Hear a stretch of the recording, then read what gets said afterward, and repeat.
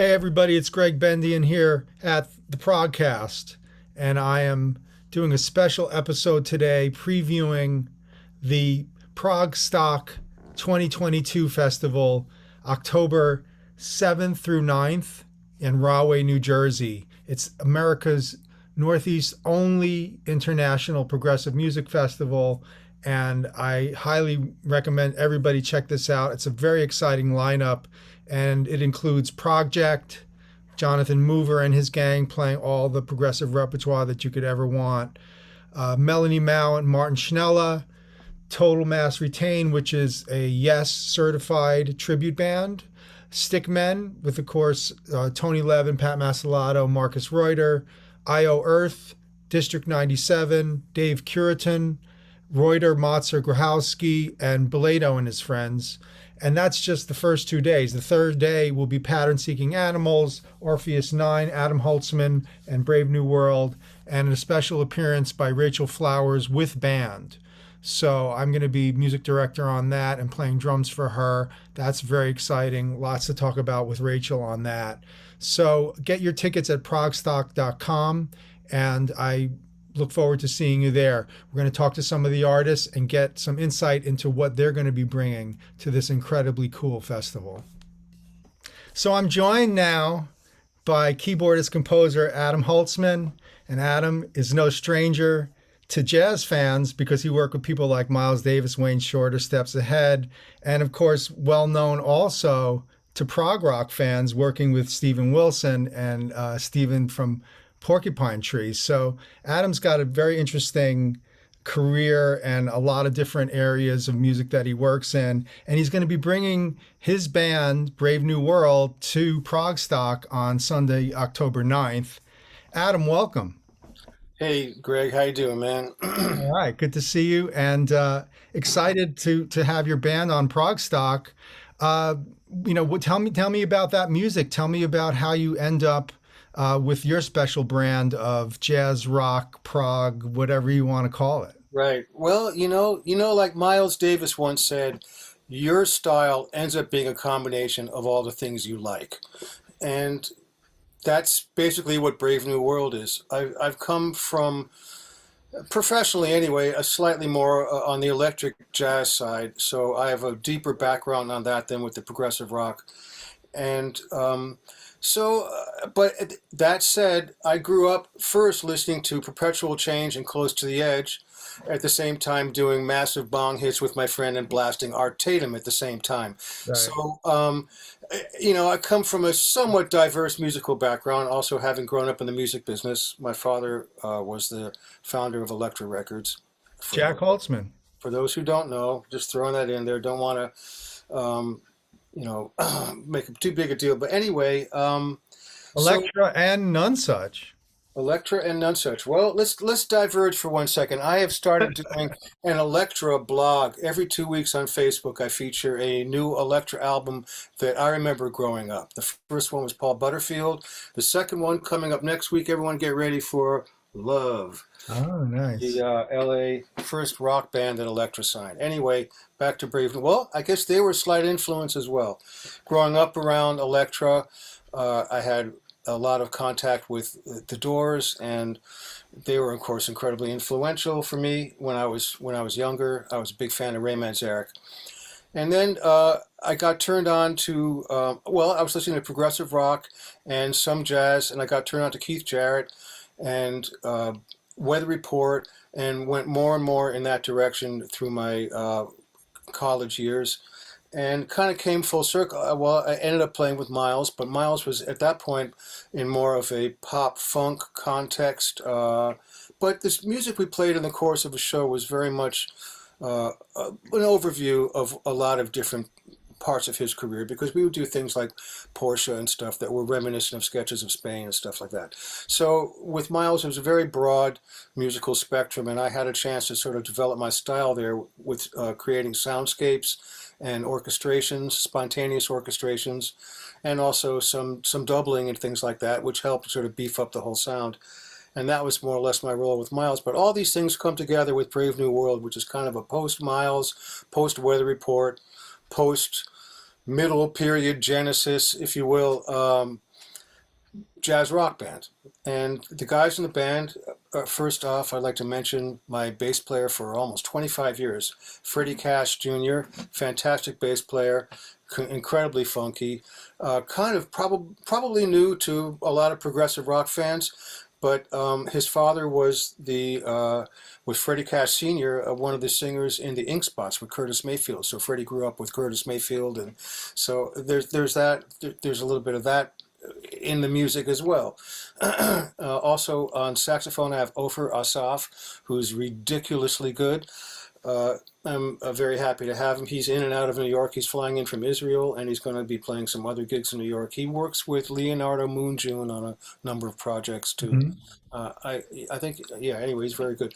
When we tour in Europe, we use Lorenz Hargassner, who's also great, but for this gig in the States, we're using Ofer. And also my wife, Jane Getter, on guitar, who has carved a little bit of a niche for herself in the prog world. She's got a pretty strong concept going with her band, a great band, more song-oriented, a little bit more metal-oriented, actually somewhat influenced by Porcupine Tree. But she's got her own unique voice happening now, and the great Gene Lake on drums.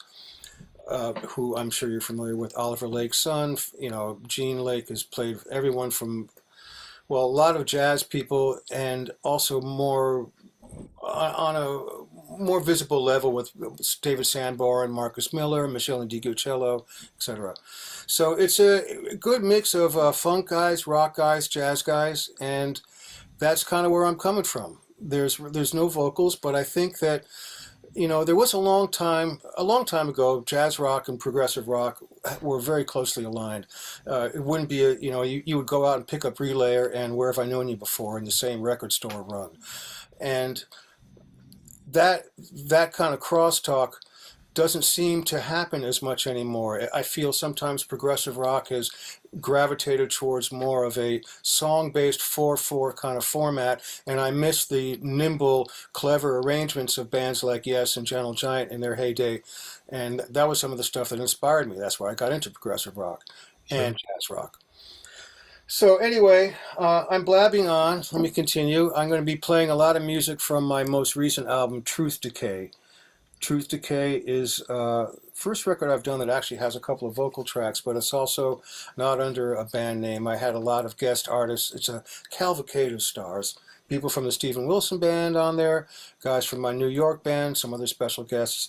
So, and then we follow that up with this live album called The Last Gig, which was recorded the day before lockdown kicked in. Really? Yeah, I have a funny video clip about this, but in a nutshell, everything was closing. Broadway was closing, and I called the club and I said, "Hey, are we still on for this gig?" And they said, "Yeah, we'll do it if you want to do it." So we said, "What the hell?" And we went down and played, and by some miracle, the sound man, his name is Owner, he had recorded a multi-track recording I had of the first set, which of good quality. So I was able to, since we were all locked down and home and everything, I was able to mix it and make my first official live album, which I am actually very happy with. I did the mixing too. But even that night, I said to the audience, 18 people showed up. We were happy to see even that many. And I said to the audience, "Welcome to the last gig." And I'm glad I've been proven wrong. But anyway, I hung on to the title, so it's The Last Gig. We're playing some stuff from that as well. The last gig will translate into the next gig. The next gig or the first gig. Yeah. Yeah, it's been a couple of years now. I mean, I haven't performed with Brave New World in a couple of years. This is going to be a big debut back, and I'm really I got to hand it to ProgStock for having me. I really appreciate the opportunity to be a part of their sort of forum of excellent artists and mix of different talents and stuff like that. It's a really great. Those guys do ProgStock for all the right reasons. Yeah, it's fantastic in that the Cruise to the Edge and ProgStock are now rejoining jazz rock and prog rock and seeing the connection there. And that's super important to guys like us. Yeah, I think so. I was especially impressed with Simon Phillips' band Protocol. That's straight up jazz rock, and they were great. They reminded me of believe it in some ways, especially this, the way Tony tunes it. I mean, the way Simon tunes the drums and everything. But yeah, I think that they're trying to get more of that on the cruise, and I'm glad to see that they're getting more of that as well. And because it's the instrumental, there's a side of progressive rock which is important, which is the instrument. How can I say? I don't want to be overly clever here, but unique and challenging instrumental arrangements. Yeah. That's part of the language, and I feel is sometimes not as featured as it could be. And of course, Adam and I worked together in the Mahavishnu project. We recorded Emerald Beyond start to finish live. And Mahavishnu project is going to be on the next cruise and also on the next ProgStock. So, there's very much a through line in the worlds that both Adam and I are presenting. And so, Adam, I'm really looking forward to hearing you at ProgStock, Well, thanks, man. and it's going to be a really cool weekend and a lot of cool stuff. Looking forward to hearing you then. Thanks for chatting. Thank you. Thanks for having me.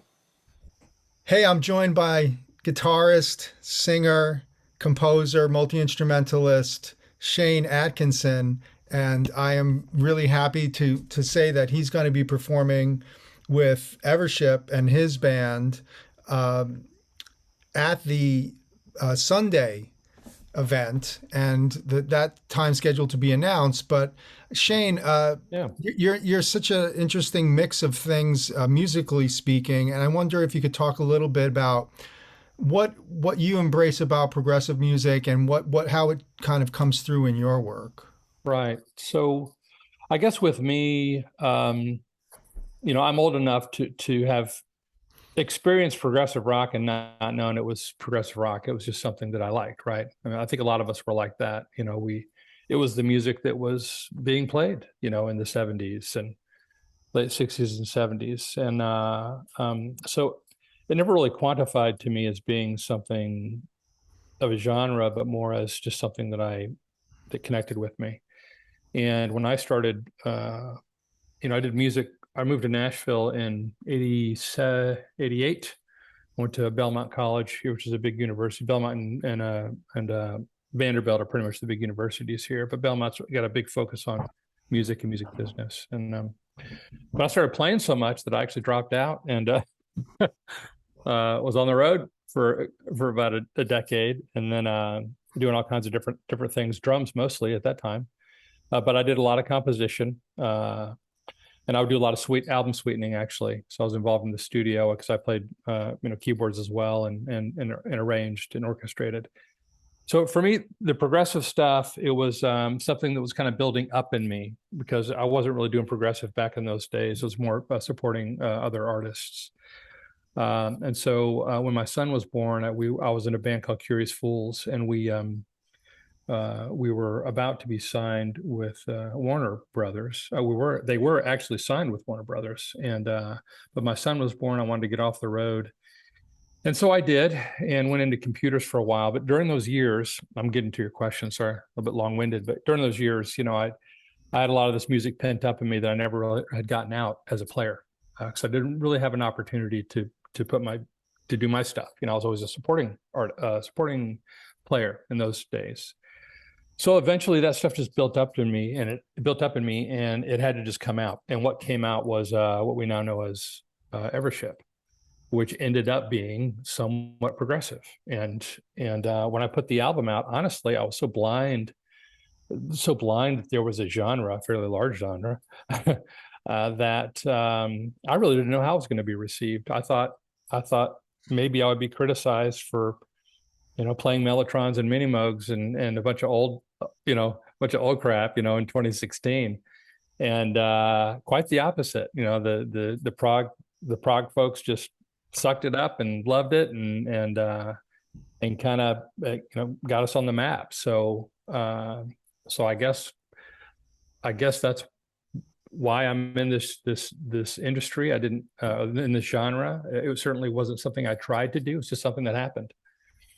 And You've even been doing concept albums, because I know that you have a new one coming out called The Uncrowned King Act Two, Yeah, so we did Act One. Act One is so the Uncrowned King is based off of a book by Harold Bell Wright. He was an early American author, and he had the distinction. I mean, he was pretty notable author. Sold about 1 million books back in the early 1900s, and not many people were doing that. Him and Mark Twain were contemporaries. There weren't a lot of people in that field who sold that many books, but he wrote a lot of westerns, and he's from the West Coast, and he's got a body of work of about 20 novels, and right in the middle of it is this really odd allegory. It's not Western at all. It's kind of fanciful, very, very interesting, oddball story. And I stumbled across it about 10 years ago. And I just liked it. And it was fanciful. And I thought, man, this would make a great rock opera. So one of these days I'm going to do this. This is before Evership. I knew that even before Evership, right? So the first couple of Evership records were me kind of getting out my life stories. And their concept album, distinct from rock operas. Concept albums, in my view, are albums that musically each song is independent, but they all carry a theme. Whereas something like a rock opera is something that is very story driven. I mean, it's linear from A to B. There's a story, Tommy, and whatever, so on and so forth, as opposed to a concept album, which would be something like The Wall, Pink Floyd. So the theme in Pink Floyd would be anti-establishment, but The Wall is Tommy is actually a story of this kid, it's a linear story. So that being said, the first two Evership albums were kind of concept albums, and this I would consider The Uncrowned King a rock opera, because I literally took his work and I just musicized it, and I adapted the lyrics and just made the story out of it. So Act One came out last year. COVID gave us all a lot of time to do stuff, so we were very busy during COVID, and so we recorded Act One and a lot of Act Two during that time. So Act One came out last year. Act Two is coming out this year. As a matter of fact, we're doing an early listening early listening event at ProgStock 2022. So if you're coming to ProgStock, here we go, a little segue. You'll be able to hear the album before it's released. It's released the week after, and if you pre-order it, I can hand it to you. That's the other nice thing. But that's right. We're doing a listening party for your new album. That's going to be in between sets. And then you're doing a set on Sunday with some special guests. Rachel Flowers on flute. Michael Sadler is going to be singing. And what material is that going to be? Well, so Beau, so the reason, so the band is going to be there next year, but we couldn't get the band this year. We had scheduling issues. So, but things freed up for Beau, who's the singer of Evership, and so what we ended up working out with ProgStock is that Beau and I would come up and we could do kind of an unplugged thing. So Beau and I are actually going to play about 3 or 4 songs of Evership music, straight up, just piano vocal, and then we're going to do, and Joe Denizen from Stratovarius is going to join us on violin on one of those songs, which is really nice. And then we're doing a song full band from The Uncrowned King 2, which is one of the singles that's out now. It is The Voice of the New Day, and Michael Sadler is the guest vocalist on that song. So he's going to be there that weekend. I thought it's probably the only time we'll be intersecting with Michael. Let's go ahead and play the song if we can. And Jimmy Keegan and Pattern Seeking Pattern Seeking Animals is headlining that day. So Jimmy and our buds, and he agreed to be the backing band for that song. So it should be here, folks. We've got some guest collaborations here. Yeah, the ProgStock family is they're a great group of folks, and everyone's really willing to help out where they can, and we're very appreciative of everyone who's helping us out. But yeah, so Rachel's gonna show us her flute chops, and the guys from PSA are gonna be backing us up, and yeah, it's gonna be a good time. Looking forward to it. And everybody, make sure you check out Shane Atkinson and Evership, evership.com. And he's got so many interesting projects going on, but you will get to hear him in New Jersey on October 9th and that weekend at ProgStock. So, Shane, I want to thank you for taking the time to chat. It's been great to have you. Thanks a lot, Greg. I appreciate it, man. See you soon. Take care. Bye-bye. And I'm joined by keyboardist composer Robert Schindler, also known as Roby One, and he is going to be bringing his unique brand of keyboard magic to ProgStock. And we're going to talk a little bit about his background. Robert, why don't you tell me a little bit about your influences and your inspirations musically? Oh boy. I guess started out, I guess, as my father, was into music. He was not a musician, but he was a listener. So he was into Broadway and big band and, jazz. And so growing up around that. And then my great uncle was Abner Silver, who was a very famous songwriter. And I remember visiting him when I was very young. He wrote for Elvis Presley and Frank Sinatra and Al Jolson. He wrote a song called With These Hands that's been recorded by a lot of people. And so that I just grew up around that background, started playing piano when I was about 6, and started being in bands when I was 13, 14 years old and doing covers, and then eventually got into original bands and was signed to first group was a group called Mason on Bearsville Records. We were the first act that actually brought Eddie Offord over to the Bearsville barn to set up his mobile recording studio. And then was the group called The States. We were on Chrysalis and Boardwalk Records, opening act for Hall & Oates on their Ecstatic tour. And then, got out of it for a while doing the family thing and, kids and so on. And then sort of got back into it.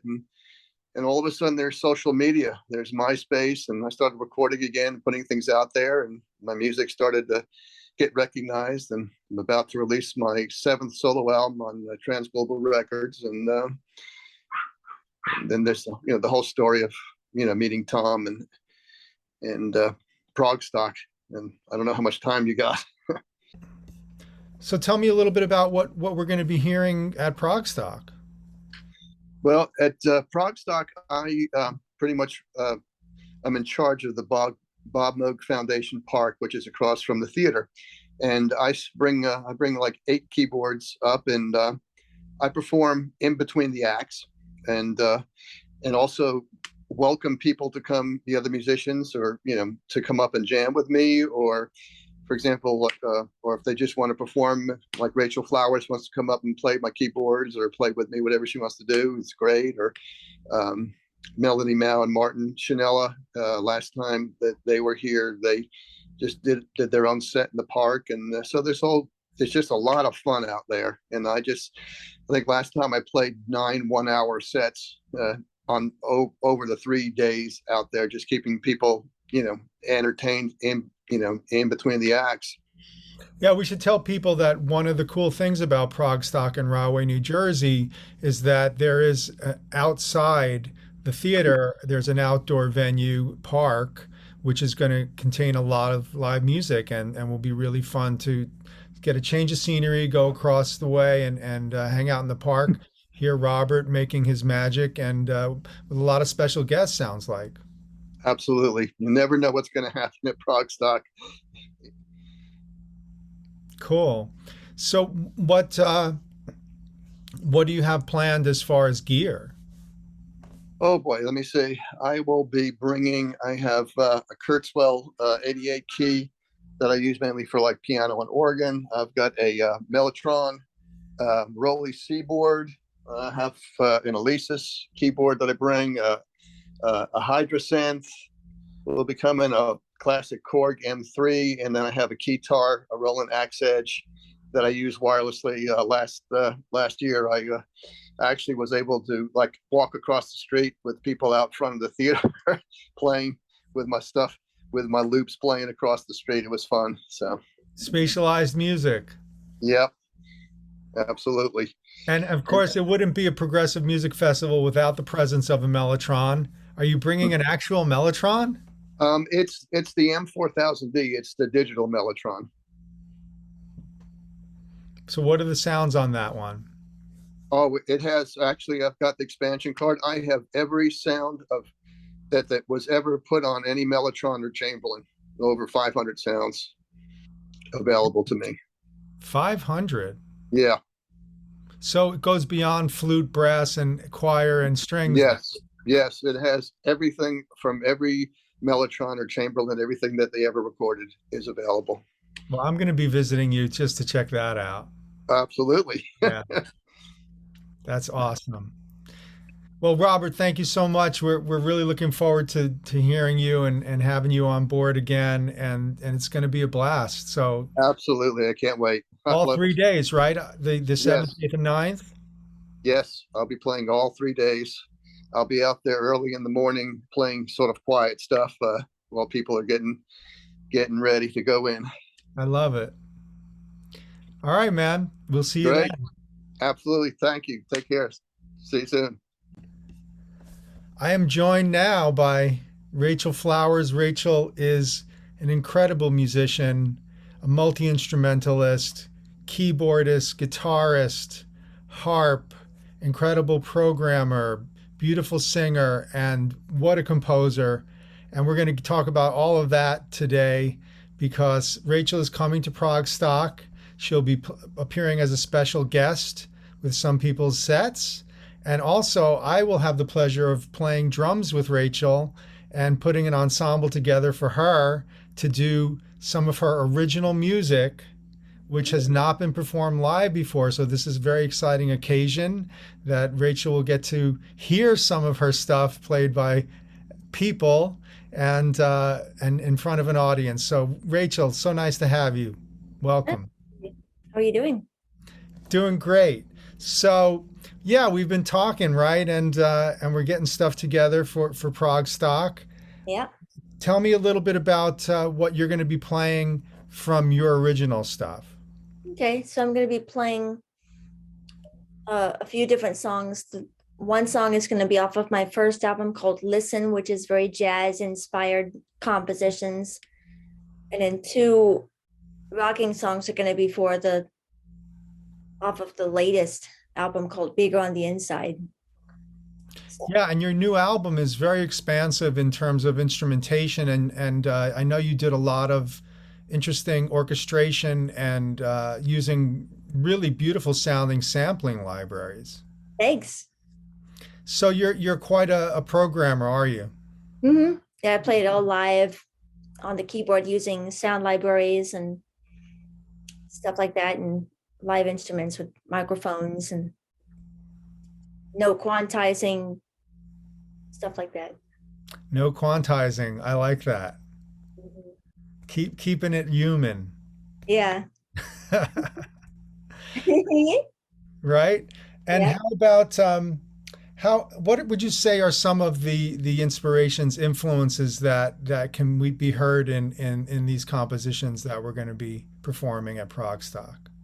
I'm listening a lot about, in the jazz world, people like the Pat Messini group, or for the rocking stuff, I was thinking like King Crimson,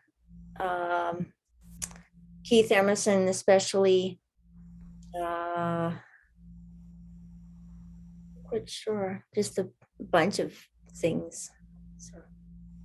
And you had some interesting contact with Keith during his lifetime, did you not? Mm-hmm. Yeah, it was pretty cool. Got to talk with him for a while, and yeah, it was really nice. A lot of people may know your work performing his music, but now that you've been known to perform Emerson, Lake and Palmer and Gentle Giant and Frank Zappa music, you're going to be playing your own music and also hopefully doing some shows around the area of the East Coast after ProgStock. So that's exciting too. Mm-hmm. And we should say that we're going to be joined by some pretty cool musicians for Rachel's music. We're going to have Julie Slick on bass. Fernando Perdomo is also going to play some bass. Chris Clark on keyboards. Mike Keneally on guitar. Michael Sadler is going to sing. And we're doing a special Emerson, Lake and Palmer piece. I'm not going to say which one it is. Should I say, Rachel? I just wait for the performance. Yeah. It's gonna be exciting to finally do some repertoire with a singer. So Yes, and an excellent singer, Michael Sadler. yeah. You worked with Michael before. Yeah. Since I forgot which ProgStock it was. But I got to record with him remotely for sort of a 3-song album that we did together, and songs that were off of his solo album. And it was just a lot of fun getting to perform on stage and also record, and we get to do it again. So I'm excited about that. Yes, Michael will be singing with us, and of course Michael will also be with Project, who are going to perform on Friday night. Rachel's set is going to be on Sunday, October 9th. Mm-hmm. Yeah. Yeah. Well, Rachel, thank you so much. We're excited that you're going to be a part of this again, and it's always great to speak with you, and so excited to be performing your music live, and everybody should look forward to that. Thank you, Rachel. You're welcome. Well, I am joined by Johnny Bruhns, who is a member of Total Mass Retain, which is a official Yes tribute group. And Johnny has been a member of the band just starting this year. Johnny, tell me a little bit about how you got involved with this incredible Yes project. Well, yeah, they are incredible. And thanks for having me. Many years ago, I did my own Yes tribute out here on the West Coast in Southern California. I had found a group called Roundabout, and they had a guy on a Stratocaster only, and I thought, you need more than that. So I figured, well, I'll start my own, get that going, and found it to be quite difficult to find dedicated musicians who were up to the task. And so I checked back on Roundabout and saw that they were replacing their guitar player. He was moving away. So I called them up and I said, look, here's the thing. I'm going to do this with you or without. And that was history. And we did that. And there were 2 iterations of that. And in the midst of that, I found John Davison. And he answered an ad, a magazine paper ad.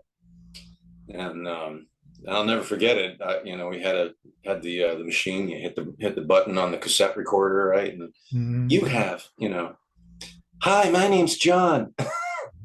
I saw your ad in the Recycler for a singer for a Yes tribute, and I hope that this was the Johnny from the Roundabout tribute, because that's the one that I saw, and he was pretty good. So I'm like, honey, come here, listen to this guy. This is the guy. So I knew it. I knew it in my heart that. Just hearing this voice on that John Davison was the guy for Roundabout. And so I met him. I went down to his house in Laguna and brought a couple acoustics, a 6, a 12, played some songs. He sang along. I thought, okay, I think I'm done here. He says, what do you mean? I said, well, I'm done looking. Really? I go, yeah, you'll be hard to beat. Wow. He was just like that. So he never sung lead before, and we were off to the races, and we did a lot of good things and played some great venues, House of Blues, some of the same venues as Yes. We also played the Pala Amphitheater, where I saw Billy playing with Yes for the first time. And then, 5 years of that went along. In the midst of that, I rehearsed with Yes when they were trying out Benoit David from Close to the Edge, a Yes tribute in Montreal. Right. And Steve was still over in the UK, and he wasn't going to be flying over just to see if this was going to work. And so Yes management called me up and said, could you come in? So I said, sure. And we were supposed to rehearse about 3 hours. It wound up being about 5.5 because it went really well. And so that all developed, and John wasn't chosen, and there was issues there. I'll just get into this real quick, but so later on there was some issues whether Benoit would stay or not, and so we put together a video and gave it to Chris, and then he figured things out with Benoit, and so John didn't get the position. He was, you know, I said, don't lose heart, just stay ready. And I occasionally get some spiritual knowledge. So I called him up about 10 days prior to him getting a call from Yes. And I said, do you know what's going on with Yes right now? He says, no, why? I says, well, I think you're going to get a call really soon. Well, that was 10.5 years ago. So around the same time that I had rehearsed with Yes, the next thing that happened was I got a call from Billy Sherwood through Scott Connor, who was a buddy of mine who plays drums. And Scott thought that I'd be perfect for Yoso. So I went in. I said, do you need me to bring a guitar? Tony says, play the guitar? No. I mean, I think we just want to talk. I mean, we know you can play. I'm like, they're doing homework on me, you know. So I guess I'd been in that sphere since about 2008. And then, of course, after Yoso was Circa.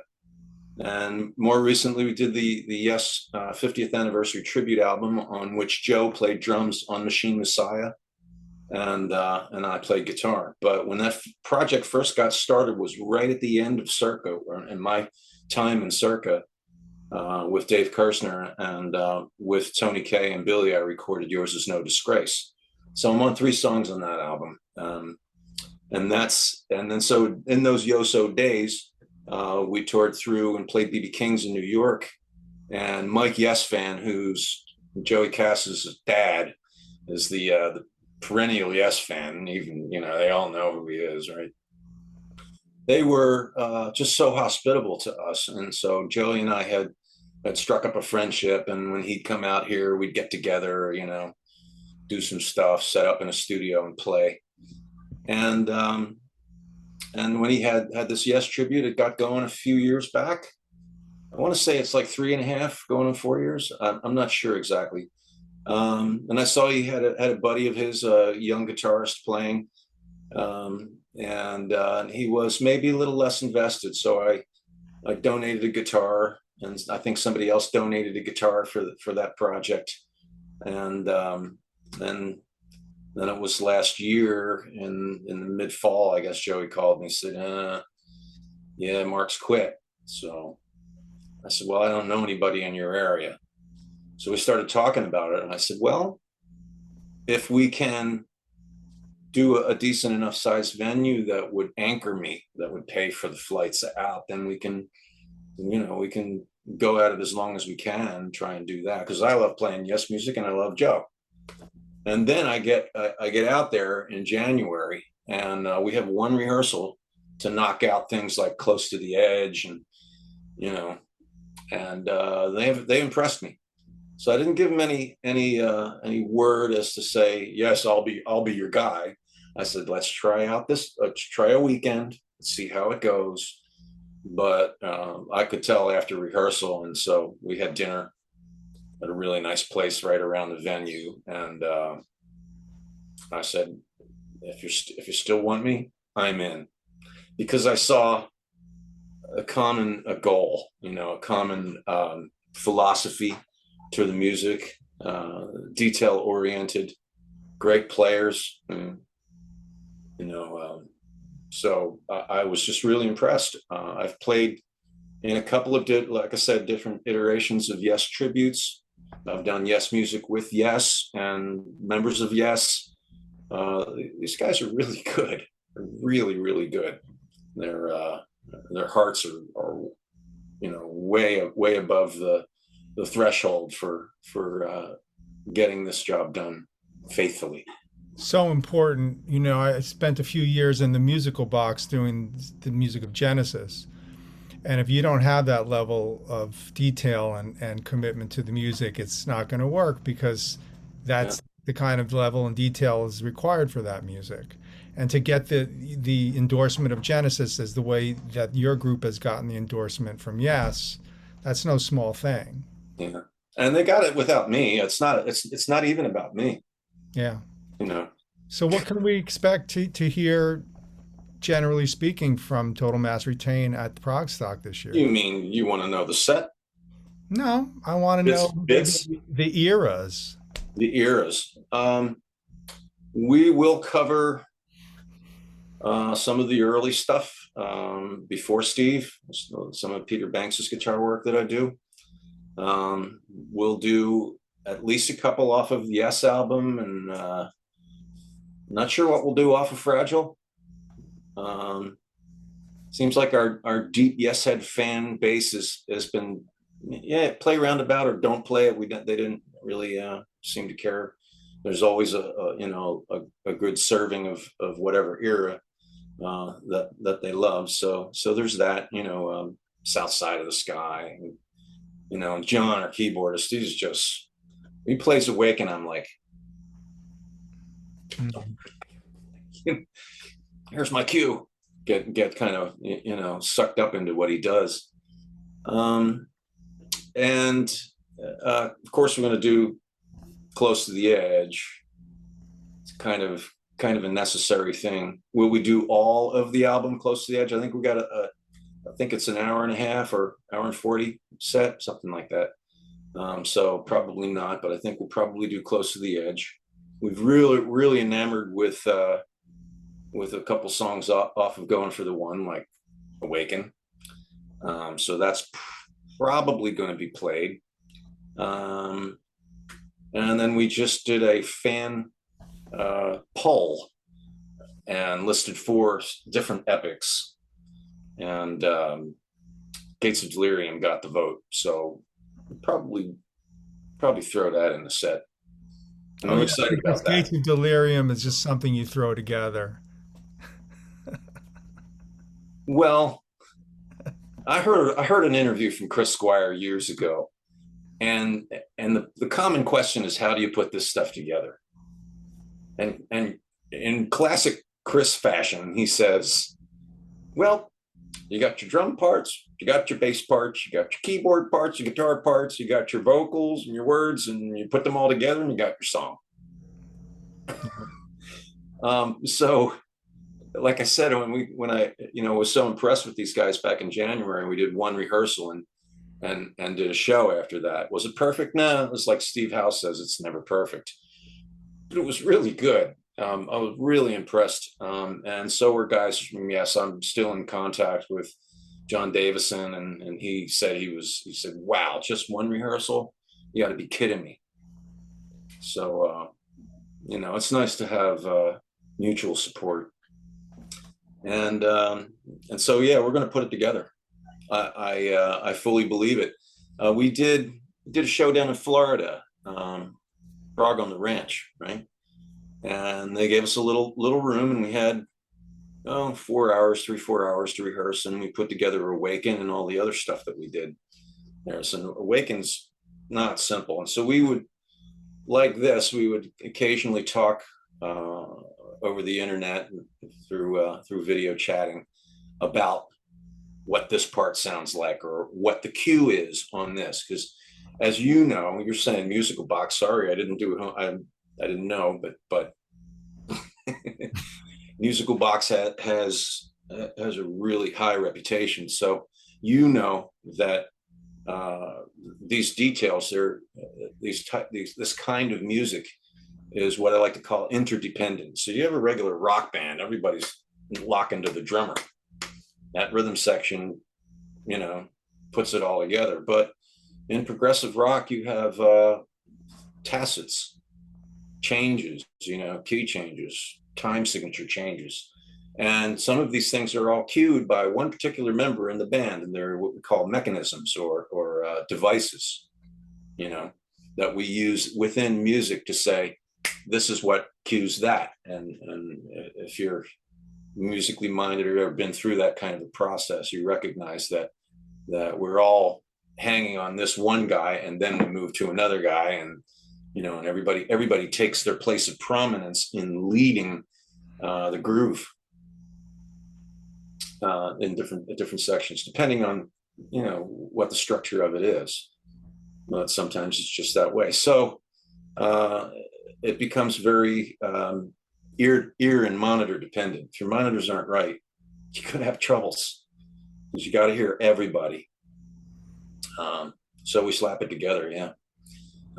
And you can say, well, it's just knowing your parts, but how well do you know your parts, and what experience do you have working with other musicians? You know, what's that chemistry like? And I just have to say that I'm 100% on board with Total Mass Retain. I'm surprised. I'm happily surprised at how good they are. And Total Mass Retain will be playing on the opening night of the festival, Friday the 7th. And we're looking forward to hearing that. I'm a huge Yes fan and saw them back on Going for the One tour and have loved them ever since. So looking forward to hearing you guys. Johnny, thanks so much for taking the time to chat. My pleasure. We'll see you Thanks. in ProgStock. Thanks for having me. My I'm pleasure. excited. See you then. See you there. And I'm joined by drummer, composer, band leader of District 97 out of Chicago, Jonathan Schang. Hi, Jonathan. Hey, Greg. Thanks for chatting with me again. Good to have you back on the ProgCast. And District is going to be playing at ProgStock on October 8th, the Saturday of the 3-day festival. And I thought we could talk a little bit about District 97 and the kind of influences and inspiration you guys have. Certainly, you're well known as being one of the top American progressive bands, and people are really excited that you're on the festival. So what are we looking at for you guys to come into to Rahway and rock the house? Well, this is going to be part of a tour called the Many New Things Tour, which is reflective of the new music that we have been working on starting in the height of the COVID pandemic and continuing now. So we're going to feature quite a bit of new material, as well as material from the Screens album, which we never got to tour on the East Coast because of COVID. So yeah, we're pretty much going to throw the gauntlet at people. We're hoping to start recording shortly after we get back from this tour. So we're trying to road test a lot of the new material. That's cool. And a lot of people know that you've spent some time working with some of the classic prog rock masters, particularly John Wetton, and I think you also had a moment with Ian McDonald from King Crimson. That's true, yeah. We did a couple tours with John, which is captured on our One More Red Night live album that we recorded here in Chicago at Reggie's. And John also sang on a track of ours called The Perfect Young Man, which is on our Trouble with Machines album. That's just turned 10 years old, actually, last month. So yeah, it was a special relationship and bond that we forged with him. Like I saw his widow, Lisa Wetton, on Cruise to the Edge, and she, whenever I see her, she always tells me like what an affinity he had for us, which is always very touching. So yeah, we kind of are fairly enmeshed in the Crimson Circle through him, and a bit of contact with Bruford as well, and Ian McDonald, who we were lucky enough to sit in with at the Iridium in New York City after John struggled to get him on the phone for the course of a few days because he had not even an answering machine at the time. So yeah, it took a lot of persistence, but we got two members of King Crimson on stage with us at the same time back in 2013. Well, I mean, it's quite an endorsement, you know, for a younger generation of progressive artists to be able to have that kind of contact with the great masters that we all revere so much. Definitely. I mean, it was certainly like a pinch myself sort of scenario. Yeah, I mean, never in my wildest dreams, if you'll pardon the pun, did I suspect that I'd be sharing the stage with John Wetton many times. Yeah, and he really dug you guys too. I know that.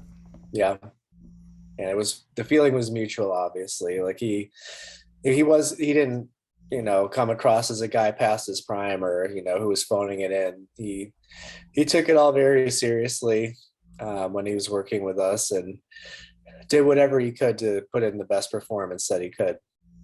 Oh, he was a complete monster on stage. I mean, he just, whether it was bass or singing, it's just incredible. what he could bring. And you had some contact with Mr. Bruford. That's very cool. That's right. Yeah. I only met Bill in person one time, which was at the Memphis Drum Shop through our mutual friend Ed Clift. And if anybody wants to see, you can go on YouTube and search Jonathan Schang, Bill Bruford, and you'll see a couple of videos we did together. And that sparked a correspondence that continues kind of on and off to the present day. It tends to go like I send him some new stuff we're working on, and he gives me some feedback, and it's always very incisive, and it's certainly not like blowing smoke up my ass or anything. Like it's Bill, so he has usually some kind of critique thrown in with the things that he appreciates as well, and it's never less than thought provoking. The professorial Bill Bruford. Exactly. Yeah. Well, we're all fans of that music and fans of D97, and so looking forward to hearing you guys on the festival. After hearing you on the cruise, as I did in May, just incredible live band. So I encourage everybody to go out to ProgStock and to not miss the Saturday performance of District 97, and they'll be playing all their cool new music and so much cool stuff. So please don't miss District 97. Jonathan, thank you so much for taking the time to chat with us today. All right. Thanks, Greg. Looking forward to seeing you soon. Yes, we will see you soon. All right, man. Thanks. All right. Later.